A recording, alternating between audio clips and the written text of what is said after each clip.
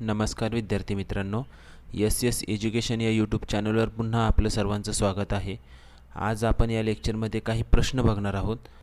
आपण जी लेक्चरची सिरीज सुरू केली आहे त्यामध्ये आपण पहिला चॅप्टर बघितला होता, महाराष्ट्राचा प्रशासकीय विभाग, ज्यामध्ये आपण महाराष्ट्राची निर्मिती रचना बघितली होती. तर त्याच टॉपिकशी रिलेटेड आपण आज प्रश्न उत्तर बघणार आहोत. जर आपण ते लेक्चर बघितलं नसेल तर मी त्याची लिंक डिस्क्रिप्शन बॉक्समध्ये ॲड करतो आहे, आपण ते लेक्चर बघून घ्या. फर्स्ट प्रश्न आपण बघूया, महाराष्ट्राची निर्मिती डॅश डॅश रोजी झाली. तर आपल्याला माहिती आहे महाराष्ट्राची निर्मिती झालेली आहे 1 मे 1960ला. तर 1 मे 1960 ही डेट यामध्ये नाही, म्हणजे याचं उत्तर आहे यापैकी नाही. आता 1 मे 1960ला 2 राज्य तयार झालेत बघा. तर एक तयार झालं होतं महाराष्ट्र आणि एक तयार झालं होतं गुजरात. तर महाराष्ट्र हे भारतातलं त्यावेळेचं 14वे राज्य होतं आणि गुजरातचा जर विचार केला तर गुजरात हे 15वे राज्य होतं. आता याच्यामध्ये बघा, मुंबईचा जर विचार केला तर मुंबई ही कोणाला मिळालेली? महाराष्ट्राला. तर गुजरातला मग काय मिळालं? तर डांगचा प्रदेश आणि प्लस 20 खेडी ही गुजरातला त्यावेळेस मिळाली होती. आता बघा, महाराष्ट्राची निर्मिती झाली तर ते महाराष्ट्राच्या निर्मितीची जर घोषणा कोणी केली असं जर प्रश्न विचारला तर घोषणा केलेली आहे बघा पंडित नेहरू यांनी. आणि उद्घाटन सोहळा जर विचारला तर उद्घाटन सोहळ्याचे जर अध्यक्ष विचारले तर ते कोण होते? तर होते धनंजय गाडगीळ. तर हे 2 पॉईंट तुम्ही इथे लक्षात ठेवा. नेक्स्ट प्रश्न आपण बघूया, महाराष्ट्राचे भौगोलिक क्षेत्रफळ किती चौरस किलोमीटर असून भारताचे किती टक्के क्षेत्रफळ व्यापलेले आहे? तर बघा, महाराष्ट्राचे भौगोलिक क्षेत्रफळ आहे 3,07,713 चौरस किलोमीटर आणि भारताचे 9.36% क्षेत्रफळ हे महाराष्ट्राने व्यापलेलं आहे. म्हणजे उत्तर काय येईल? पर्याय क्रमांक 1. आता यामध्ये बघा, महाराष्ट्राचा जर विचार केला तर महाराष्ट्र हे भौगोलिक क्षेत्रफळाच्या नुसार भारतातले कितवं राज्य आहे? तर 3ऱ्या क्रमांकाचं राज्य आहे. तर यामध्ये पहिलं राज्य जर विचारलं तर ते आहे राजस्थान, दुसरं राज्य विचारलं तर ते आहे मध्य प्रदेश आणि तिसरं राज्य जर विचारलं तर ते आहे आपलं महाराष्ट्र. राजस्थाननं क्षेत्रफळ आपल्याला 3,42,000 चौरस किलोमीटर, मध्य प्रदेशचा जर विचार केला तर 3,08,000 चौरस किलोमीटर आणि महाराष्ट्राचा जर विचार केला तर 3,07,713 चौरस किलोमीटर क्षेत्रफळ आपल्याला आहे. आता हे जे आहे ते कशामध्ये आहे? तर चौरस किलोमीटरमध्ये आहे. आणि हेच जर आपल्याला चौरस मैलमध्ये जर विचारलं तर तेही लक्षात ठेवा, 1,18,809 चौरस मैल इतकं क्षेत्रफळ व्यापलेलं आहे. आता महाराष्ट्रानं किती टक्के भूभाग व्यापलेला आहे भारताचं जर विचारलं तर 9.36% भूभाग व्यापलेला आहे. नेक्स्ट प्रश्न आपण बघूया, खालीलपैकी महाराष्ट्राचा कोणता अक्षवृत्तीय विस्तार आहे? आता यामध्ये आपण आत्ताच बघितलं, अक्षवृत्तीय विस्तार जर विचारला तर तो किती आहे? 15 डिग्री 44 मिनिट उत्तर ते 22 डिग्री 6 मिनिट उत्तर. हे भारताचं अक्षवृत्तीय हे महाराष्ट्राचं अक्षवृत्तीय विस्तार आहे. नेक्स्ट प्रश्न आपण बघूया, महाराष्ट्राचे एकूण भौगोलिक क्षेत्रफळ किती? तर आपण आत्ताच बघितलं तर 3,07,713 चौरस किलोमीटर इतकं महाराष्ट्राचं क्षेत्रफळ आहे. म्हणजेच किती आहे ते? तर 307.7 लाख हेक्टर इतकं काय आहे? महाराष्ट्राचं भौगोलिक क्षेत्रफळ आहे. आणि आपण बघितलं की किती टक्के व्यापलेलं आहे? तर 9.36% क्षेत्रफळ व्यापलेलं आहे. आता यामध्ये आपण अजून एक पॉईंट लक्षात ठेवू, लोकसंख्येच्या बाबतीत. लोकसंख्येचा जर विचार केला, भारताची लोकसंख्येचा जर विचार केला तर ती आहे 121 कोटी. ही आकडेवारी 2011च्या जनगणनेनुसार आहे. आणि महाराष्ट्राचा जर विचार केला तर 11.24 कोटी लोकसंख्या ही महाराष्ट्रामध्ये राहते. ती जर भारताच्या किती टक्के आहे विचारलं तर 9.29% आहे. आणि लोकसंख्येमध्ये महाराष्ट्र जर विचारला तर लोकसंख्येमध्ये महाराष्ट्र किती आहे? तर सेकंड आहे. आणि किती टक्के लोकसंख्या, भारताच्या लोकसंख्येपैकी किती टक्के लोकसंख्या महाराष्ट्रामध्ये राहते असं जर विचारलं तर ते आहे 9.29% लोकसंख्या ही महाराष्ट्रामध्ये राहते. नेक्स्ट प्रश्न आपण बघूया, महाराष्ट्राच्या पूर्व पश्चिम विस्तारापेक्षा उत्तर दक्षिण विस्तार कसा आहे? तर याच्यामध्ये बघा, तर आपल्याला काय विचारलेलं आहे? हा महाराष्ट्र आहे. तर याच्यामध्ये आपल्याला विचारलेलं आहे की या लांबीपेक्षा ही जी लांबी आहे तर ती कशी आहे? तर याच्यामध्ये बघा, महाराष्ट्राची पूर्व पश्चिम लांबीचा जर विचार केला तर पूर्व पश्चिम लांबी किती येते? तर आपल्याला माहिती आहे 800 किलोमीटर आहे. आणि उत्तर दक्षिण लांबीचा जर विचार केला तर ती लांबी येते 700 किलोमीटर. मग याच्यावरून आपल्याला कळतं की पूर्व पश्चिम विस्तारापेक्षा उत्तर दक्षिण विस्तार हा कसा आहे तर कमी आहे, म्हणजे पर्याय क्रमांक 1.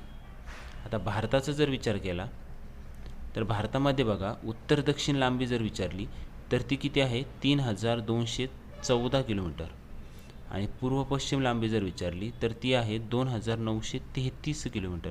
म्हणजे भारताच्या बाबतीत उत्तर दक्षिण लांबी ही जास्त आहे आणि पूर्व पश्चिम लांबी ही कमी आहे. नेक्स्ट प्रश्न आपण बघूया, महाराष्ट्राची पूर्व पश्चिम लांबी किती आहे. आत्ताच आपण बघितलं बघा, महाराष्ट्राची जी पूर्व पश्चिम लांबी आहे ती आहे 800 किलोमीटर आणि उत्तर दक्षिण लांबी आहे ती आहे 700 किलोमीटर.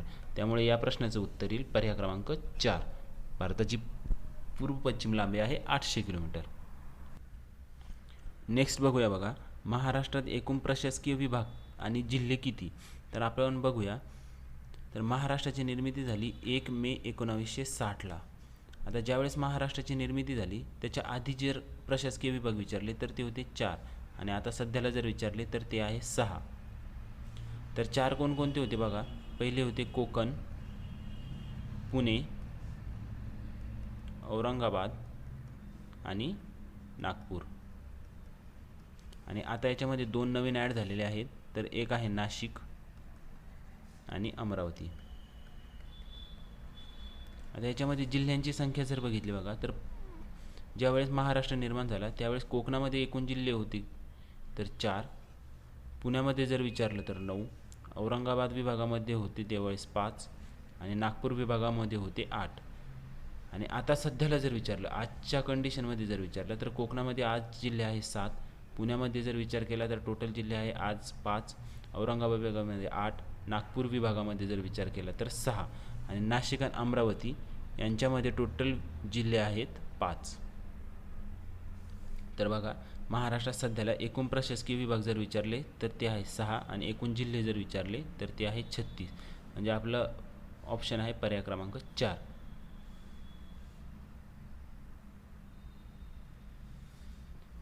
महाराष्ट्रामध्ये सर्वात मोठा जिल्हा व सर्वात लहान जिल्हा कोणता आहे. तर यामध्ये बघा, महाराष्ट्रामध्ये सर्वात मोठा जिल्हा जर विचारला तर तो आहे अहमदनगर आणि सर्वात लहान जिल्हा जर विचारला तर तो आहे मुंबई शहर. अहमदनगर हे कोणत्या विभागात येतं तर अहमदनगर हे नाशिक विभागामध्ये येतं आणि मुंबई शहर जर विचारलं तर कोकण विभागामध्ये येतं. आता यामध्ये आपण बघूया की सर्वात मोठे 5 जिल्ह्यांचा क्रम आणि सर्वात लहान 5 जिल्ह्यांचा क्रम आपण बघूया. तर सर्वात मोठे जर विचारलं तर पहिलं आहे बघा अहमदनगर, दुसरं आहे पुणे, तिसरं आहे नाशिक, सोलापूर आणि गडचिरोली. तर याची ट्रिक्स आपण बघितली होती बघा की नगर पुणा सोली.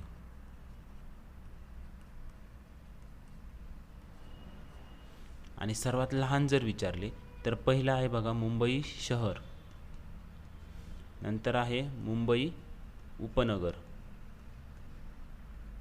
त्यानंतर भंडारा, ठाणे आणि हिंगोली. तर हा क्रमही तुम्ही लक्षात ठेवा कारण या क्रमावर पण प्रश्न विचारला जातो. नेक्स्ट प्रश्न आपण बघूया, महाराष्ट्रात एकूण महानगरपालिका किती आहेत. तर महाराष्ट्र बघा ज्यावेळेस निर्माण झाला होता तर त्यावेळेस मनपा जर विचारल्या तर त्या 3च होत्या फक्त. महाराष्ट्रामध्ये सर्वात जुनी मनपा जर विचारली तर ती कोणती आहे बघा, मुंबईची आहे. तर त्याची निर्मिती कधी झालेली आहे तर 1888ला झालेली आहे.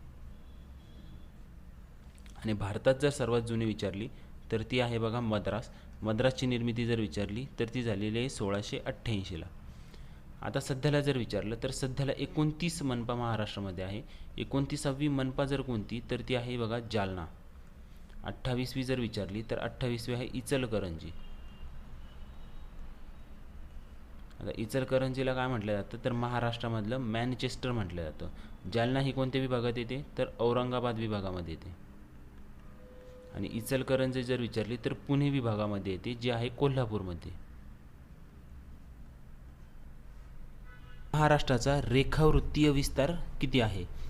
तर आपण बघितलं बघा की महाराष्ट्राचा जो अक्षवृत्तीय विस्तार आहे तो आहे 15 डिग्री आणि 44 मिनिट उत्तर ते 22°6' उत्तर. आणि रेखावृत्तीय विस्तार जर विचारला तर तो आहे बघा 72°36' पूर्व ते 80°54' पूर्व. तर इथं हे लक्षात ठेवायचं आहे बघा, अक्षरवृत्ती असेल तर दोन्ही ठिकाणी उत्तरच येतं आणि रेखावृत्ती विचारलं तर दोन्ही ठिकाणी पूर्व येतं. त्यामुळे याचं उत्तर काय येईल तर ऑप्शन पर्याय क्रमांक 3 72°6' ते 80°9'. पुढचा प्रश्न बघूया. महाराष्ट्रात एकूण प्रशासकीय विभाग किती आणि प्रादेशिक विभाग किती, असा प्रश्न आपल्याला विचारलेला आहे. तर याच्यामध्ये बघा, प्रशासकीय विभाग जर विचारले तर टोटल आहे 6 आणि प्रादेशिक विभाग जर विचारले तर टोटल ते आहेत 7. आता हे 6 कोणकोणते ते आपण बघूया.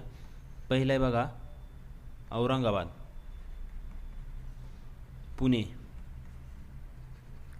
कोकण, नाशिक, अमरावती आणि नागपूर. तर हे 6 प्रशासकीय विभाग आहे आणि प्रादेशिक विभाग जर विचारले तर ते टोटल आहे 7. तर ते कोणकोणते आहे ते आपण एकदा बघूया. एक आहे घाटमाथा, एक आहे मावळ, देश, खानदेश, विदर्भ,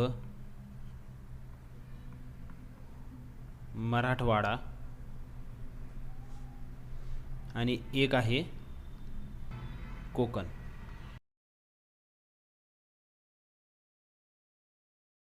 तर या प्रश्नाचं उत्तर काय येईल, प्रशासकीय विभाग जर विचारलं तर प्रशासकीय विभाग आहे 6 आणि प्रादेशिक विभाग विचारलं तर 7. पर्याय क्रमांक 3 हे याचं उत्तर आहे. पुढचा प्रश्न बघूया आपण की महाराष्ट्राला एकूण किती समुद्रकिनारा लाभलेला आहे. तर महाराष्ट्राला जर विचार केला तर एकूण समुद्रकिनारा आहे 720 किलोमीटरचा समुद्रकिनारा आहे. आणि जर असं विचारलं की किनारपट्टी किती आहे तर किनारपट्टी विचारली तर ती आहे 560 किलोमीटर. त्यामुळे हे दोन व्यवस्थित लक्षात ठेवा. समुद्रकिनारा विचारलं तर 720 किलोमीटर आणि किनारपट्टी जर विचारली तर 560 किलोमीटर. तर ऑप्शन काय येईल आपला पर्याय क्रमांक 2.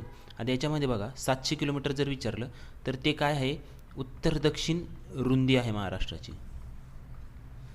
560 विचारलं तर किनारपट्टी आहे आणि 440 जर विचारली तर ही आहे टोटल सह्याद्रीची लांबी. हे लक्षात ठेवा. पुढचा प्रश्न आपण बघूया. मुंबई उपनगर जिल्हा निर्माण झाला तेव्हा महाराष्ट्राचे मुख्यमंत्री कोण होते. तर महाराष्ट्राचे मुख्यमंत्री होते बघा शरद पवार. आता याच्यामध्ये लक्षात ठेवा की मुंबई उपनगर हा जो जिल्हा आहे तो कधी तयार झाला तर 4 ऑक्टोबर 1990ला मुंबई उपनगर जिल्हा तयार झाला होता. आता यामध्ये बघा ए अंतुले हे मुख्यमंत्री होते तेव्हा 2 जिल्ह्यांची निर्मिती झाली होती. तर ते कोणकोणते होते बघा, तर एक होता सिंधुदुर्ग आणि एक होता जालना.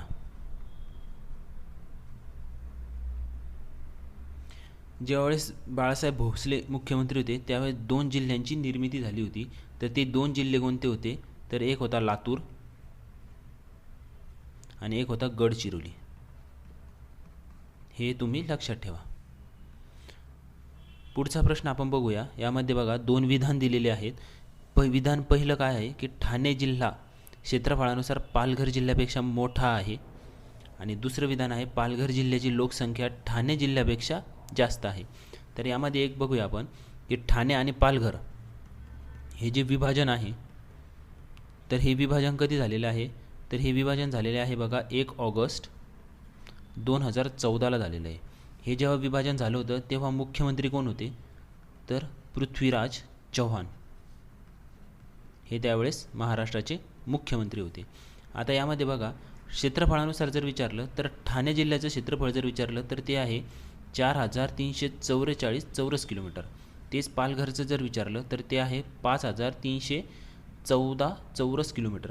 म्हणजे विधान पहिलं बघा याच्यामध्ये काय सांगितलेलं आहे की ठाणे जिल्ह्या क्षेत्रफळानुसार पालघर जिल्ह्यापेक्षा मोठा आहे. तर मोठा आहे का तर नाही, पालघर मोठा आहे, ठाणे हा लहान आहे. त्यामुळे हे पहिलं विधान आपलं चूक आहे. दुसरं विधान बघा पालघर जिल्ह्याची लोकसंख्या ठाणे जिल्ह्यापेक्षा जास्त आहे.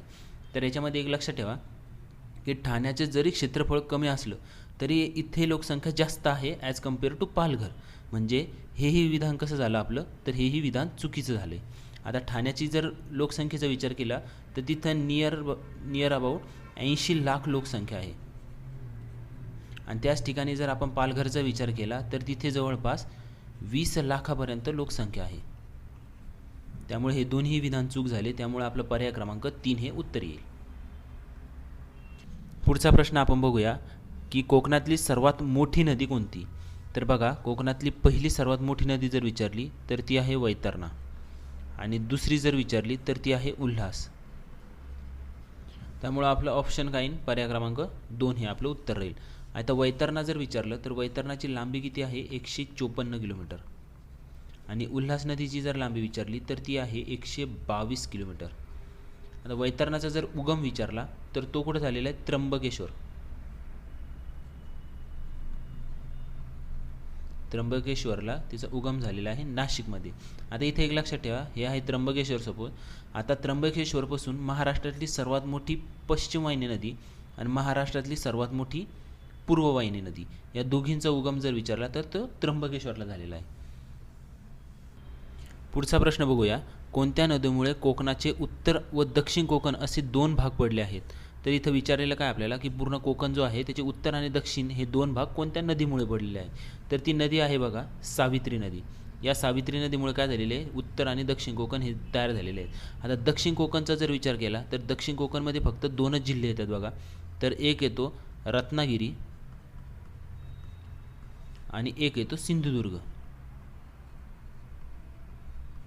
आणि बाकी सर्व जे 5 जिल्हे उरलेले आहेत ते तर कशामध्ये येतात, ते उत्तर कोकणमध्ये येतात.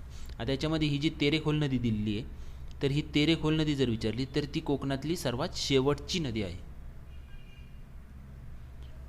पुढचा प्रश्न आपण बघूया, कोकणाचे एकूण क्षेत्रफळ किती. तर कोकणाचे एकूण क्षेत्रफळ जर विचारले तर ते आहे 30,730 चौरस किलोमीटर. पुढचा प्रश्न बघूया आपण, कोकणाची सरासरी रुंदी किती आहे. तर बघा, कोकणाचा जर विचार केला तर बघा, हा महाराष्ट्र सुरू होतो, इकडे आहे अरबी समुद्र आणि इकडे आहे आपला सह्याद्री पर्वत. तर यांच्यामधला हा जो प्रदेश आहे तर याला काय म्हटलं जातं, कोकण किनारपट्टी म्हटलं जातं. आता याची सरासरी रुंदी जर विचारली तर ती किती आहे, 30 ते 40 किलोमीटर याची सरासरी रुंदी आहे. पण ही सर्व ठिकाणी सारखी आहे का, तर नाही. कारण बघा, मुंबईकडे आपण जसं जसं जाऊ तसं तसं याची जी रुंदी असते ती जास्त होत जाते. का, कारण हा जो सह्याद्री पर्वत आहे तर तो असा पठाराच्या साईडला झुकलेला आहे. त्याच्यामुळे ही जी रुंदी होऊन जाते तर ती काय होते माहिती आहे का, जास्त होऊन जाते. तर ही जी रुंदी आहे ती सर्वात जास्त जर विचारलं तर ती सर्वात जास्त आहे बघा उल्हास नदीच्या खोऱ्यात. उल्हास नदी खोरे येथे ती सर्वात जास्त आहे, नियर अबाउट 100 किलोमीटरपर्यंत त्याची काय आहे तर रुंदी आहे. त्यामुळे या प्रश्नाचं उत्तर जर बघितलं तर ते आहे ऑप्शन नंबर 1, 30 ते 40 किलोमीटर. पुढचा प्रश्न बघूया आपण, सागरी गुहा खालीलपैकी कोठे आढळतात. तर सागरी गुहांचा जर विचार केला तर मालवण आणि हरणे पर्याय क्रमांक 1 येथे आढळतात. आणि वज्रेश्वरी आणि अंकलोली जर विचारले तर हे जे 2 आहेत ते गरम पाण्याचे झरे आहेत.